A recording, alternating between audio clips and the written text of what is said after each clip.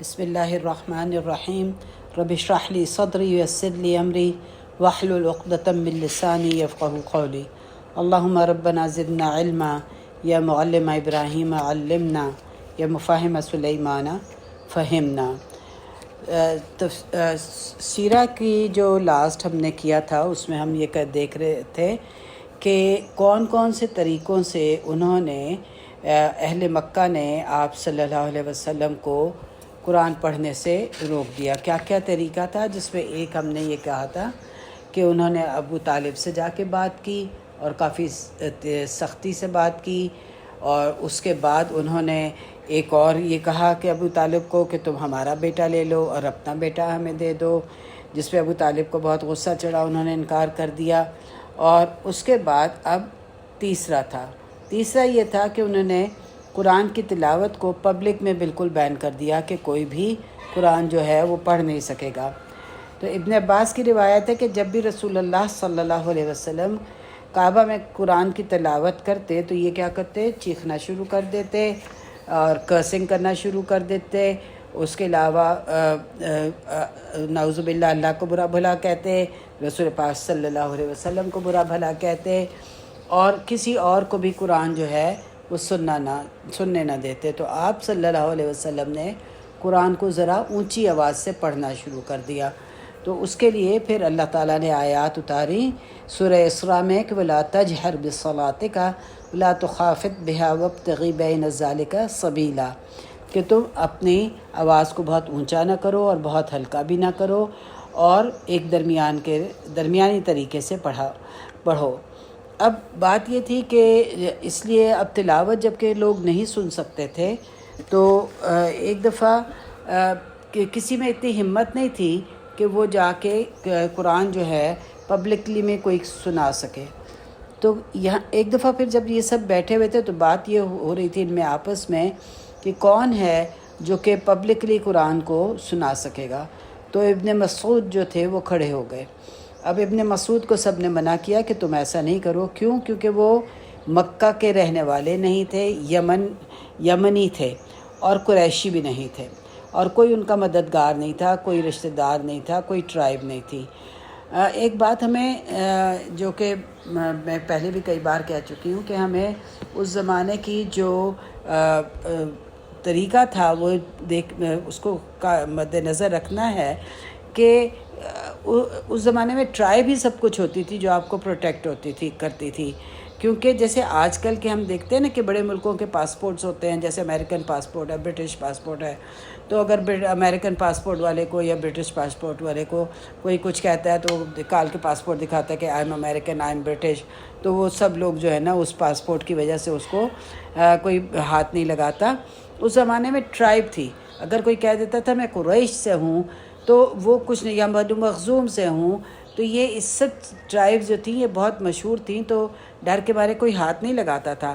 لیکن اور tribe protect کیا کرتی ہوتی تھی، اور اس لیے ابن مسعود جو تھے وہ تو یمن سے آئے تھے، لیکن ان کو سب نے منع کیا، لیکن یہ نہ مانے، اور انہوں نے کہا کہ اللہ میرا مددگار ہے اور میرا بھروسہ اللہ پہ ہے۔ تو اور ابن مسعود کی کہا جاتا ہے کہ بہت خوبصورت تلاوت تھی۔ آپ صلی اللہ علیہ وسلم کی حدیث ہے کہ جس میں آپ صلی اللہ علیہ وسلم نے کہا تھا کہ اگر تم قرآن کو ایسے پڑھنا چاہتے ہو جیسے وہ ابھی اترا ہو تو ابن مسعود سے لے لو، اور جیسے انہوں نے کہا تھا غدن طرین، کہ بالکل جیسے تازہ ابھی آیا ہے۔ تو ابن مسعود جو تھے وہ دوسرے دن کعبہ گئے جہاں پہ لوگ جو تھے وہ جمع تھے۔ ایک اور بات ہمیں یہ ذہن میں رکھنی چاہیے کہ کعبہ جو تھا وہ ان کا سوشلائزیشن کی جگہ تھی، یعنی جب کام کاج سے سب ختم کر لیتے تھے تو کعبہ کے آس پاس آ کے بیٹھ جاتے تھے، اور وہاں پہ بیٹھ کے پھر یہ لوگ اپنی ڈسکشنز کیا کرتے تھے۔ جیسے آج ہم کہیں گے کافی شاپ ورژن ہوتا ہے نا، کہ ہم کافی شاپس میں جاتے ہیں، بیٹھ کے باتیں کرتے ہیں، اسی طرح ان کا طریقہ کعبہ کے آس پاس آ کے بیٹھ جانا تھا۔ تو ابن مسعود جب گئے تو انہوں نے مقام ابراہیم پر کھڑے ہو کر سورہ رحمان پڑھنا شروع کر دی۔ جب انہوں نے پڑھنا شروع کی تو لوگ جمع ہو گئے، اور قریش نے کبھی ایسی تلاوت سنی نہ تھی۔ دیکھیں قرآن کی جو تلاوت ہے اس میں تجوید بھی ہے، جبکہ عربی کی بات چیت میں تجوید نہیں ہے۔ قرآن کی تلاوت اور عربی بات چیت میں بہت فرق ہے۔ تو جب یہ تلاوت جو ہے یہ بہت خوبصورتی سے کی جاتی ہے تو میسمرائزنگ ہوتی ہے، بہت دل پہ اثر ہوتا ہے۔ تو جب آپ نے پڑھنی شروع کی ابن مسعود نے تو لوگوں کو پتہ ہی نہیں تھا کہ یہ کیا ہو رہا ہے۔ اچانک کسی کو آئیڈیا ہوا اور اس نے کہا کہ وہ یہ تو وہی ہے جو کہ محمد صلی اللہ علیہ وسلم پڑھتے ہیں۔ تو اس پہ جب ان کو یہ پتہ چلا تو انہوں نے ابن مسعود کو بہت مارا، اتنا مارا کہ وہ خون و خون ہو گئے اور یہاں تک کہ وہ تلاوت نہ کر سکے۔ بہرحال وہ واپس آئے اور انہوں نے کہا میں کل پھر کروں گا، اس بات سے تو میری قریش کے لیے نفرت ہی بڑی ہے، لیکن لوگوں نے ان کو ایسا کرنے نہ دیا۔ اور یہ قرآن سننے کا ایک بہت مشہور قصہ بھی ہے جس کے بارے میں ہم سب جانتے بھی ہیں۔ اکثر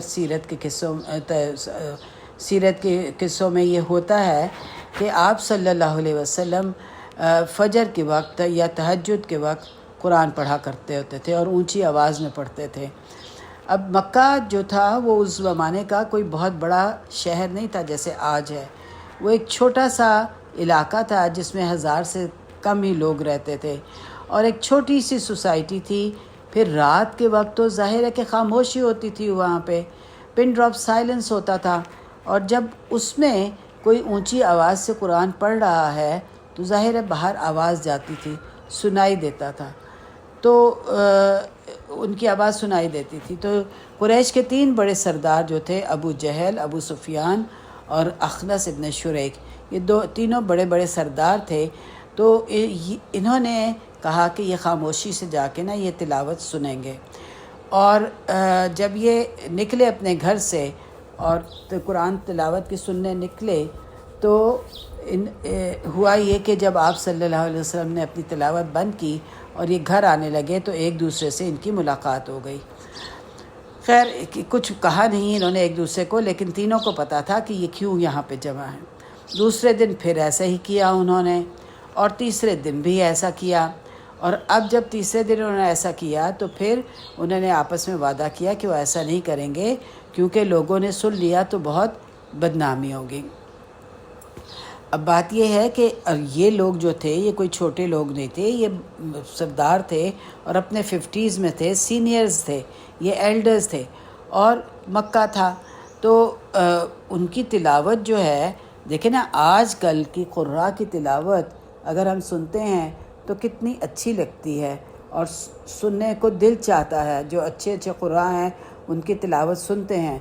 تو آپ کی تلاوت، رسول پاک صلی اللہ علیہ وسلم کی تلاوت کا کیا عالم ہوگا، ہم تو امیجن بھی نہیں کر سکتے۔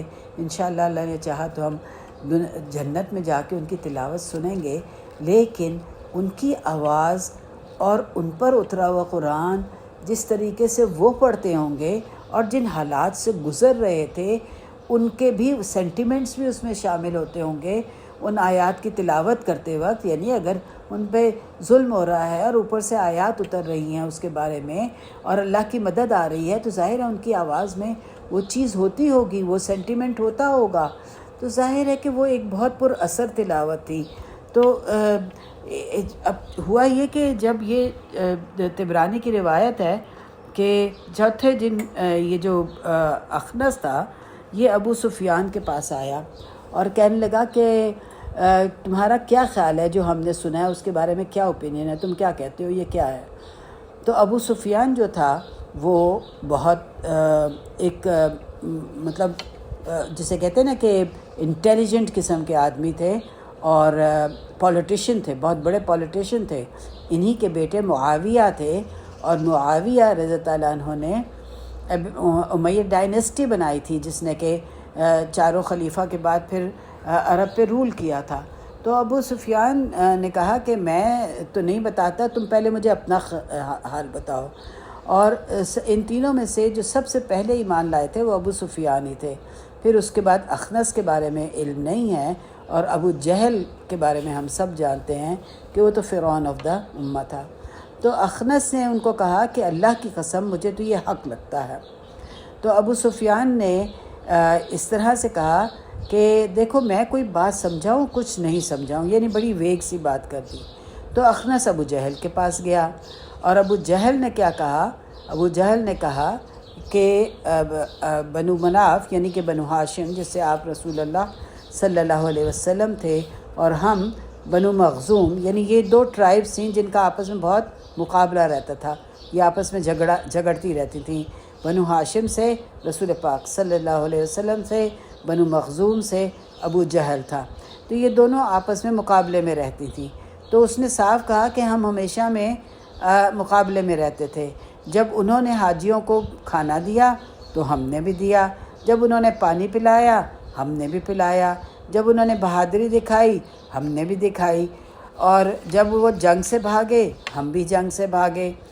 اور اب جب کہ دونوں گھوڑوں کی ریس فائنل لائن تک پہنچنے والی تھی، یعنی ہم مقابلے میں بالکل برابر پہنچنے والے تھے، تو کیا ہوا کہ اب وہ کہتے ہیں کہ ہمارے میں سے ایک پیغمبر آ گیا ہے، اب اس کا مقابلہ ہم کیسے کریں؟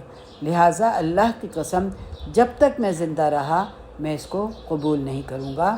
یہ ابو جہل کا جو تھا نا جواب تھا۔ کیا ریزن اس نے دیا؟ کہ بیکاز وہ میرے کمپیٹیٹر ہیں، اس لیے۔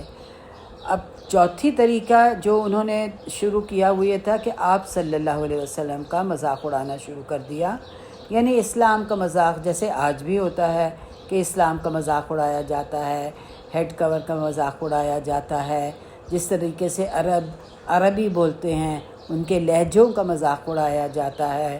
خود مسلمان ممالک میں دیکھیں کہ عربی لہجے کا مذاق اڑایا جاتا ہے، جب اگر کوئی ہم لوگوں میں سے زیادہ صحیح طریقے سے عربی میں کوئی الفاظ کہہ دے ان کا مذاق اڑایا جاتا ہے، تو یہ آج بھی ہوتا ہے۔ تو انہوں نے بھی یہی کیا کہ جیسے کہ مطلب وہی کچھ عرصے نازل نہ ہوئی تھی رسول پاک صلی اللہ علیہ وسلم پہ، تو کہتے ہیں کہ ابو جہل کی بیوی تھی یا کوئی اور عورت تھی، اس نے کہا کہ لگتا ہے کہ تمہارے شیطان نے تمہارا ساتھ چھوڑ دیا، نعوذ باللہ۔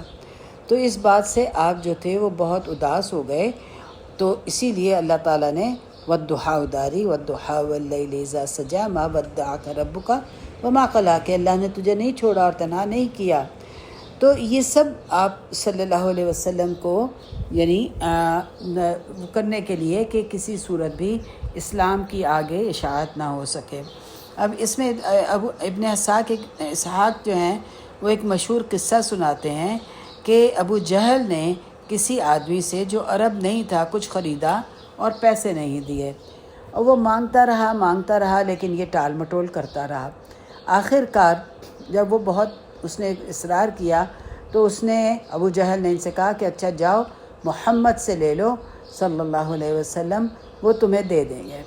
اس شخص نے یہ سمجھا کہ شاید محمد، وہ تو نہیں جانتا تھا کون ہے، تو اس نے یہ سمجھا کہ شاید محمد صلی اللہ علیہ وسلم نے کچھ پیسہ ابو جہل کا دینا ہے، تو اس میں وہ پیسہ یہ مجھے کہہ رہا ہے کہ جا کے لے لو۔ لہٰذا اس شخص نے آپ کا دروازہ کھٹکھٹایا اور آپ سے کہا کہ ابو جہل کے جو پیسے تمہارے پاس ہیں وہ مجھے دے دو۔ تو رسول پاک صلی اللہ علیہ وسلم نے اسے سارا معاملہ پوچھا، اس نے بتایا، تو آپ صلی اللہ علیہ وسلم نے کہا کہ ٹھیک ہے، تم فکر نہیں کرو، میں تمہیں تمہارے جو پیسے ہیں وہ دلوا دوں گا۔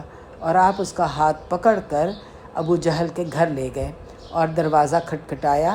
ابو جہل نے کھولا تو شوق تھا، ابو جہل حیران تھا کہ یہ کیسے آ گئے ہیں، اور آپ صلی اللہ علیہ وسلم نے سختی سے اسے کہا کہ یا ابا جہل، اس شخص کے پیسے ابھی دے دو۔ جب اس نے آپ صلی اللہ علیہ وسلم نے یہ کہا تو ابو جہل جو تھا وہ اس کے چہرے کا رنگ سفید ہو گیا، کانپنا شروع ہو گیا، گھر اندر گیا، اندر سے جا کے اس نے تھیلا نکالا اور کاؤنٹ کیے بغیر اس شخص کو پیسے دے دیے کہ یہ لو، یہ لے جاؤ۔ تو کسی نے پھر ابو جہل سے پوچھا کہ بھائی تم نے کیوں دے دیے؟ پہلے تو تم دے نہیں رہے تھے، لیکن محمد صلی اللہ علیہ وسلم آئے تو تم نے دے دیے۔ تو اس نے کہا کہ میں نے وہ دیکھا ان کے پیچھے جو تم لوگ نہیں دیکھ سکتے تھے۔ کہتے ہیں کہ اس نے دیکھا کہ اونٹوں کا ایک پورا غلہ جو ہے وہ غصے سے بھرا ہوا ہے حملہ کرنے کو۔ یعنی ہم جانتے ہیں کہ اونٹ جو ہے جب غصے میں ہوتا ہے تو وہ بہت خطرناک ہوتا ہے، تو اس نے یہ دیکھا کہ ایک نہیں بلکہ پورا کے پورا غلہ اونٹوں کا وہ حملہ کرنے کو ہے۔ پانچواں جو طریقہ انہوں نے یہ کہا کہ جو کہ قریش نے کبھی نہیں کیا تھا، وہ یہ کہ آپ صلی اللہ علیہ وسلم پر بہتان لگا دیا، جھوٹ لگائے کہ آپ کے بارے میں جھوٹ باتیں لگا دیں، کہ کبھی یا تو یہ کہا کہ یہ مجنون ہیں، پاگل ہو گئے ہیں، یا کاہن ہیں، یا ساحر ہیں جو کہ جادوگر ہیں، یا پھر مسحور ہیں یعنی جن پر جادو ہو گیا ہے، یا قسمت کا حال بتانے والے ہیں، یا شاعری ہیں، جبکہ آپ نے تو کبھی شاعری کی ہی نہیں تھی، ایک شعر بھی نہیں پڑھا تھا۔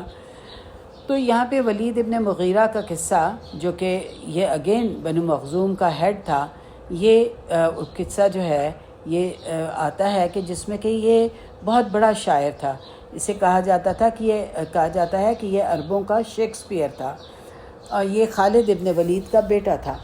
تو یہ آپ صلی اللہ علیہ وسلم کعبہ میں قرآن پڑھ رہے تھے، تو ولید نے پہلی دفعہ قرآن سنا اور یہ مسحور ہو گیا، یہ یہیں کچھ کہہ ہی نہ سکا، اور سنتا رہا، اور جب واپس ہوا تو کچھ اپنے آپ ہی کو بولتا رہا۔ ایک بہت تبدیل ہوا انسان تھا، اور یہ اپنے آپ سے یہی باتیں کرتا رہا کہ نہیں، وہ اپنی شاعری ہی میں کہ جو میں نے سنا ہے نہ وہ جن کا کلام ہے نہ ہی کوئی انسان کا کلام ہے، اور یہ ہر چیز سے بڑھ کے جو میں نے سنا ہے وہ ہر چیز سے بڑھ کے ہے، اور جو میں نے ابھی تک سنا اور کہا سنا ہے وہ اس کا میں مقابلہ نہیں کر سکتا، کوئی بھی مقابلہ نہیں کر سکتا۔ اب جب یہ باتیں وہ کرتا ہوا اپنے گھر کی طرف جا رہا تھا تو لوگوں نے سن لیا، تو لوگ جو تھے جو کہ مطلب کفار تھے وہ پینک کر گئے، اور خبر پھیل گئی کہ جو یہ ہے ولید بن مغیرہ جو ہے وہ مسلمان ہو گیا ہے۔ تو ابو جہل نے کہا کہ میں اس کو ہینڈل کر دوں گا۔ ابو جہل ولید کے گھر پہنچا اور کہا کہ او عبد الولید، تمہارے لوگوں نے سنا ہے کہ تم نے قرآن کی تعریف کی ہے، اور وہ اس وقت تک اطمینان سے نہ ہوں گے جب تک تم محمد صلی اللہ علیہ وسلم سے اپنے آپ کو علیحدہ نہ کر لو اور اس کے خلاف بات نہ کرو۔ یعنی آج کل کی زبان میں اس نے یہ کہا کہ اگر تم کو ووٹس چاہیے اور تم ووٹس جیتنا چاہتے ہو تو تم نے بات کو تبدیل کرنا ہوگی، کہ ہمیں پتہ ہے کہ پولیٹیشنز جو ہے نا وہ اپنی باتیں کس طرح تبدیل کرتے ہیں، ایک لمحے کچھ کہتے ہیں، دوسرے لمحے کچھ کہتے ہیں۔ تو ولید جو تھا وہ بدل گیا اور اس نے کہا اچھا چلو تم مجھے بتاؤ کہ میں کیا کہوں۔ تو ابو جہل نے کہا کہو کہ وہ پاگل ہیں۔ تو اس نے کہا لیکن وہ تو نہیں ہے پاگل۔ تو اس نے کہا اچھا چلو کہہ دو کہ کاہن ہیں، یعنی فارچون ٹیلر ہیں۔ تو اس نے کہا لیکن وہ بھی نہیں ہیں۔ پھر اس نے کہا اچھا کہہ دو جادوگر ہیں۔ اس نے کہا وہ بھی نہیں ہیں۔ انہوں نے کہا کہ اچھا کہہ دو، اس نے کہا کہ اچھا کہہ دو شاعر ہے۔ تو انہوں نے کہا کہ شاعری تو میں کرتا ہوں، میں تو بیسٹ شاعر ہوں، لیکن مجھے پتہ ہے کہ یہ شاعر نہیں ہے۔ تو ابو جہل نے کہا جو کچھ بھی ہے کچھ بھی کہو ورنہ ہم نہیں مانیں گے۔ اور اس نے کہا پھر آخر ولید نے کہا اچھا مجھے کچھ دنوں کے لیے اکیلا چھوڑ دو، اور گھر میں آ کے آگے پیچھے چلتا رہا اور سوچتا رہا، اور کبھی اس کے چہرے پہ بل آتے تھے، کبھی کچھ ہوتے تھے، آخر اسے آئیڈیا آیا۔ لیکن اس سے پہلے کہ وہ یہ کچھ کہتا یا بولتا تو اللہ تعالیٰ نے آیات اتار دیں، اور آیات تھیں سورہ مدثر کی تھیں، اور اس میں اللہ تعالیٰ نے یعنی اس کے کچھ کہنے سے پہلے آپ صلی اللہ علیہ وسلم نے ان آیات کی جو ہے قرأت کر دی، جس میں کہ آپ نے کہا کہ اللہ تعالیٰ نے کہا کہ وَذَرْنِي وَمَنْ خَلَقْتُ وَحِيدًا، اور یعنی اللہ تعالیٰ کیا فرما رہے ہیں کہ اس کو تنہا چھوڑ دو جس کو میں نے اکیلا ہی پیدا کیا ہے۔ وَجَعَلْتُ لَهُ مَالًا مَمْدُودًا، اور میں نے اسے خلقت وحیدہ یعنی اکیلا ہی پیدا کیا ہے۔ وَجَعَلْتُ لَهُ، اور اسے میں نے مال دیا ہے۔ وَجَعَلْتُ مَالَهُ مَالًا مَمْدُودًا، اور میں نے اس کو بہت سارا وافر مال دیا ہے۔ اور پھر اللہ تعالیٰ فرماتے ہیں وَبَنِينَ شَهُودًا، اور بیٹے دیے ہیں شہود جو کہ اس کے پاس ہی ہیں، کہیں دور نہیں ہیں، قریب ہی ہیں ان کے۔ وَمَحَّدتُ لَهُ تَمْحِيدًا، اور میں نے اس کے لیے خوب فراخی کا سامان کیا ہے۔ پھر اس کے بعد اللہ تعالیٰ فرمایا کہ ثُمَّ يَطْمَعُ أَن يَزِيدَ، کہ وہ چاہتا ہے کہ میں اس کو، اس بات کی حرص رکھتا ہے کہ میں اس کو زیادہ دوں گا۔ پھر اللہ تعالیٰ نے فرمایا ہرگز نہیں، بلا شبہ وہ ہماری آیات سے سخت دشمنی رکھتا ہے اور میں اسے جلد مشکل چڑھائی چڑھاؤں گا۔ بے شک اس نے غور و فکر کیا اور اندازہ لگایا، چنانچہ وہ مارا جائے گا اس نے کیسا اندازہ لگایا، اور پھر مارا جائے اس نے کیسا اندازہ لگایا۔ پھر اللہ تعالیٰ کہتے ہیں ثم قتل کیف قدر ثم نظر، پھر اس نے دیکھا، ثم عبس وبصر، پھر اس نے تیوری چڑھائی اور منہ بسورا، ثم ادبر فاستکبر، پھر اس نے پیٹھ پھیری اور تکبر کیا، فقال ان ھذا الا سحر یؤثر، کہ یہ تو صرف ایک، اس نے پھر کہا کہ یہ تو قرآن جو ہے صرف جادو ہے جو پہلے سے چلا آ رہا ہے، ان ھذا الا قول البشر، یہ تو صرف ایک بشر کا قول ہے۔ یہ آیات اللہ تعالیٰ نے اس کے بارے میں اتار دیں جب کہ ابھی اس نے یہ بات کی بھی نہیں تھی، تو آپ صلی اللہ علیہ وسلم نے ان آیات کی تلاوت کر دی، اور ولید جو تھا وہ بے شک ظاہر ہے کہ شرمندہ ہو گیا۔ اسی کے 2 بیٹوں میں نے اسلام قبول کر لیا تھا، جس میں سے کہ خالد بن ولید ہیں، جن کا کہ نام ہم سب جانتے ہیں اور ان کی بہادری کے بارے میں ہم سب جانتے ہیں۔ اور پھر اس کے پھر کچھ طریقے یہ بھی تھے کہ ابو جہل جو تھا حج سیزن میں مکہ سے باہر، اور ابو لہب کھڑا ہو جاتا اور یہ لوگ باتیں کرتے کہ دیکھو، ابو لہب کہتے کہ وہ میرا بھتیجا ہے، اس کی باتیں نہیں سننا، آنے والوں کو پہلے سے وارن کر دیتے تھے کہ اس کی بات نہیں سننا، کیونکہ وہ تو جادوگر ہے، وہ جادو کر دے گا اور تمہیں پتہ نہیں چلے گا۔ تو اس لیے زیادہ تو لوگ متاثر ہو جاتے اور لوگ ان کی، آپ صلی اللہ علیہ وسلم کی بات نہیں سنتے تھے۔ اس کے علاوہ پھر یہ کیا تھا کہ معجزہ مانگتے تھے، تو اللہ تعالیٰ نے قرآن میں اس کا جواب دیا بنی اسرائیل میں 90 سے 93 آیات میں کہ یہ معجزہ مانگتے ہیں، تو اس کے بارے میں بھی اللہ تعالیٰ نے قرآن کی آیات اتار دی۔ اب یہاں پہ ہم اس بات کو انشاءاللہ آگے لے کے چلیں گے اور آگے اس بات کو بڑھائیں گے۔ یہاں پہ ہم ختم کرتے ہیں۔ اللہ تعالیٰ ہم سب کو قرآن پاک پڑھنے کی اور اس کو سمجھنے کی توفیق عطا فرمائے، اور ہماری نسلوں میں کوئی بھی مرتد نہ ہو اور کوئی مشرک نہ ہو اور نہ کوئی بدعتی ہو، آمین یا رب العالمین۔ ربنا تقبل منا انک انت السمیع العلیم وتب علینا انک انت التواب الرحیم، وصلی اللہ علی نبینا محمد وعلی آلہ وصحبہ اجمعین، وآخر دعوانا الحمد للہ رب العالمین۔